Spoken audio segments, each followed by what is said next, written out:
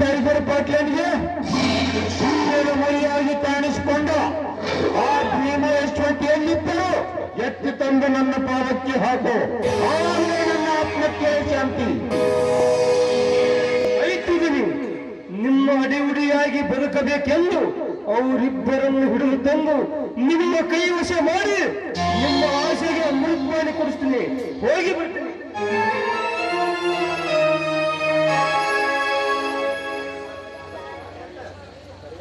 ಕಾರ್ವಾರವೇ ತನ್ನ ಜೀವನ ಪ್ರೇಂತ ಯಶವಂತ ನನ್ನ ಅಡಿಯಾಗಿ ಬಿದ್ದುರಾಗಿ ಹಾಕೋದಕ್ಕೊಂದು ಪ್ಯಾನ. ಕಾಮಿನಿ ಕಾಂಚನಾಧಿಪತಿ ನೀವಾಗಬೇಕಾದ್ರ ಮೊದಲು ನಿಮ್ಮ ದರ್ಪ ತೋರಿಸಬೇಕು. ಅಷ್ಟಕ್ಕೂ ಶರಪವಾಗಿ ಬುಸ್ಸ ತಳಿ ಎಡಿ ಎತ್ತಿದವರ ಎತ್ತಿದ ತಲೆ ಕತ್ತರಿಸಬೇಕು. ಅಂಗಾರ ಬಾವುದ್ರಿ ಈಗಿನ ಜನ. ಹೌದು ಮರುಗೈರಿನ ಮಧ್ಯಾಹ್ನಗೆ ಅಂಕಿಸುವ ಮದ್ದ. ನಮಸ್ಕಾರ ಶಾಸಕರಿಗೆ. ಬೆಂಕಿ ನಿನ್ನೆ ನಮಸ್ಕಾರಕ್ಕೆ ಹೇಳಿ ಕಳಿಸಿದ್ದಕ್ಕೆ ಬಂದು ಭೇಟಿಯಾಗಲಿದ್ದರೆ ಎಷ್ಟು ಸೊಕ್ಕ ನಿನಗೆ? ಸೊಕ್ಕಿನ ವಿಷಯ ಇದರಲ್ಲಿ ಏನಿದೆ? ಮುಚ್ಚ ಬಾಯಿ. ಅವಳಿ ನಗರದಲ್ಲಿ ಒಂದು ರೈತರ ಸಭಾಭವನ ಕಟ್ಟುತ್ತಿರುವ ಈ ಮೆರವಣಿಗೆ ಬಿಲ್ ಕೊಡಲಿಲ್ಲ ಅನ್ನಂತಲೂ ಕಾರಣ. ಚೌರಸ್ 80 ಫೂಟಿನಲ್ಲಿ ನಿರ್ಮಾಣವಾಗಬೇಕಾಗಿದ್ದ ಬಿಲ್ಡಿಂಗ್ ಕೇವಲ 40 ಫೂಟಿನಲ್ಲಿ ಕಟ್ಟಿಸಿ ಭೂಮಿಯಿಂದ 3 ಫೂಟ ಎತ್ತರಕ್ಕೆ ಅದು ಸ್ಟೀಲ್ ಬೇಡ ಹಾಕದೆ ಮಣ್ಣಿನಿಂದ ಕಟ್ಟಿಸಿದ ಈ ಕೆಲಸಕ್ಕೆ ಬಿಲ್ ಪಾಸ್ ಮಾಡಿದರೆ ಯಾರು ಮಾಡುತ್ತಾರೆ? ಈ ಭಾಗದ ಎಮ್ಮೆಲೆ ನಾನು ಮಾಡಂದ್ರೆ ಮಾಡಬೇಕು. ಕಾನೂನು ಬೈರುವಾಗಿರುವ ಈ ಕೆಲಸಕ್ಕೆ ನೀನೇಕೆ ನಿಮ್ಮ ಸಿಎಂ ಹೇಳಿದ್ರು ಮಾಡಲಾರೆ? ನಾನು ಯಾರೆಂಬುದನ್ನು ಅರಿಯಲಾರೆ. ಇಷ್ಟು ಸೊಕ್ಕಿನಿಂದ ಹಾರಾಡಿದರೆ ನೀರಿಲ್ಲದ ಜಾಗಕ್ಕೆ ಗಡಿಯಾಚೆ ಎಸೆಯಬೇಕಾಯಿತು. ಎತ್ತರ ಇಟ್ಟುಕೊಂಡು ಈ ಕಾರ್ಯ ನಿರ್ವಹಿಸುತ್ತಿರುವ ನನಗೆ ನಿಮ್ಮಂತವರು ರಾಜಕೀಯ ದರ್ಪ ನನ್ನ ಮುಂದೆ ನಡೆಯೋದಿಲ್ಲ ಸರ್. ನಿಮ್ಮಂತವರಿಗೆ ಎದುರಿ ಸರ್ಕಾರದ ಕಣ್ಣಲ್ಲಿ ಮಣ್ಣು ಹಾಕುವಂತ ಭ್ರಷ್ಟಾಧಿಕಾರಿ ನಾನಲ್ಲ. ನಾನೊಬ್ಬ ನಿಷ್ಠಾವಂತ ಸರ್ಕಾರದ ಸೇವಕ. ಕಷ್ಟ ಕಾರ್ಪಣ್ಯಕ್ಕೆ ಹೆಗಲು ಕೊಟ್ಟು ಧೃಟ್ಟದಿಂದ ಸಾಗುವ ಅಧಿಕಾರಿ ತಾಳು ಯಾರಲ್ಲಿ?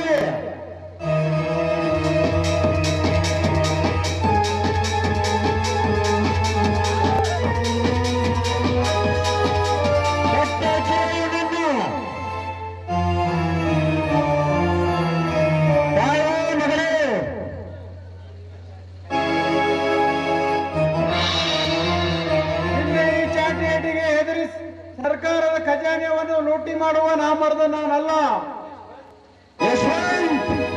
ಕರ್ತವ್ಯ ನಿಷ್ಠೆಯಲ್ಲಿ ಕೂಡ ಅಷ್ಟೇ ಯಶವಂತ.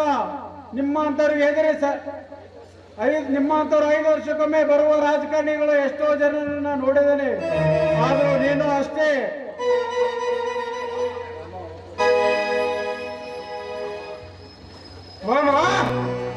ಒಬ್ಬನಿದ್ದರೆ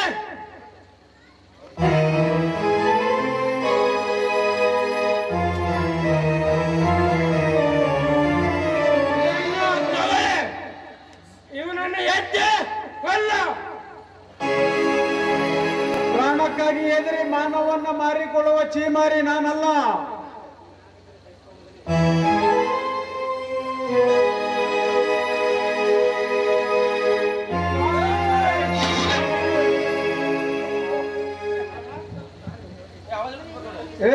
ಗುರಿ ತಪ್ಪಿಸಿದಲ್ಲೋ ಹರಾಮ್ಪುರ್. ಏನೋ ಸೌಕಾರ, ನಿನ್ನಲ್ಲಿ ಬಂದೂಕಿದೆ ಎಂದು ಈ ಬಡ ಪ್ರಾಣಿನ ಕೊಲ್ಲಾಕತ್ತೀಯ?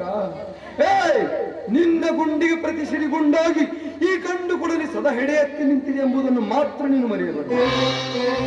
ಏನೋ ಚಂದ್ರಗೌಡ, ಈ ನಗರಕ್ಕೆ ನಾನೇ ಚಕ್ರವರ್ತಿ ಎಂದು ಇಂಥವನ್ನೆಲ್ಲ ಕಟ್ಟಿ ಹೊಡಿತೀಯಲ್ಲ, ಯಾಕೆ? ಇದನ್ನೆಲ್ಲ ಕೇಳಕ್ಕೆ ನೀನ್ಯಾರು? ಎಲ್ಲವಕ್ಕೂ ನಾನಾರೆಂದು ಗದ್ದರಿಸಿ ಹೇಳುವ ಅನ್ಯಾಯದ ವಿರುದ್ಧ ಹೋರಾಟ ಮಾಡಲು ಬಂದ ಈ ನಗರದ ನಾಯಕ, ಅರ್ಥಾತ್ ಹೋರಾಟ ನ್ಯಾಯ ಸಮಿತಿಯ ಅಧ್ಯಕ್ಷ.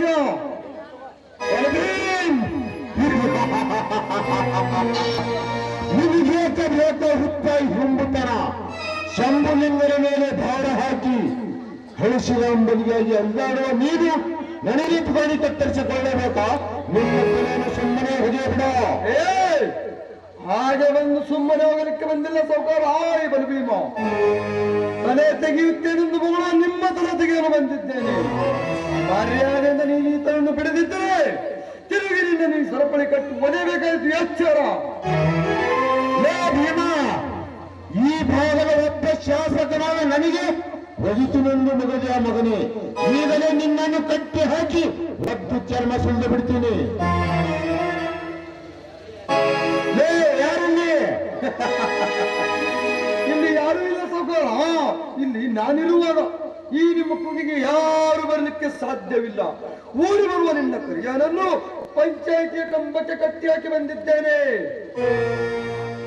ಭೀಮ ಭೀಮ, ಇವನು ಬರೀ ಭೀಮನಲ್ಲ, ದ್ವಾಪಾರ ಯುಗದಲ್ಲಿನ ದುಶ್ಯಾಸನ ಕೀಚರ ರಾಕ್ಷಸನಾಗಿದ ಭೀಮ.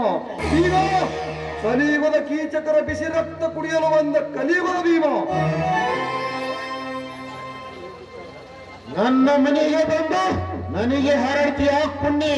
ಸತ್ಯದ ಮಾತಿಗೆ ಉತ್ತರ ಹೇಳೋದನಿಗೆ ನಿನ್ನ ಮನೆ ಹಾಕೋದ್ರಲ್ಲಿ ನಿಮ್ಮಪ್ಪನೆಂಚಿಕೆ ನನಗಿಲ್ಲ. ಏನೋ ಸೌಕಾರ, ಸರ್ಕಾರ ನಿಗದಿಪಡಿಸಿದ ಮಾಪನ್ನು ಬದಲಾಯಿಸಿ ನಿನ್ನ ಮನಸ್ಸಿಗೆ ಬಂದಾಗಿ ಬಿಲ್ಡಿಂಗ್ ಕಟ್ಟಿಸಿ ಸರ್ಕಾರದ ಪೂರ ಹಣ ತೆಗೆದುಕೊಳ್ಳೋದಕ್ಕೆ ಅದೇ ನಿಮ್ಮ ಅಪ್ಪನು ಸತ್ತಲ್ಲ. ಅದಕ್ಕಾಗಿ ಅಧಿಕಾರಿಗಳನ್ನು ಕಟ್ಟಿ ಹೊಡೆಯುವ ಅಧಿಕಾರ ನಿನಗಿಲ್ಲ.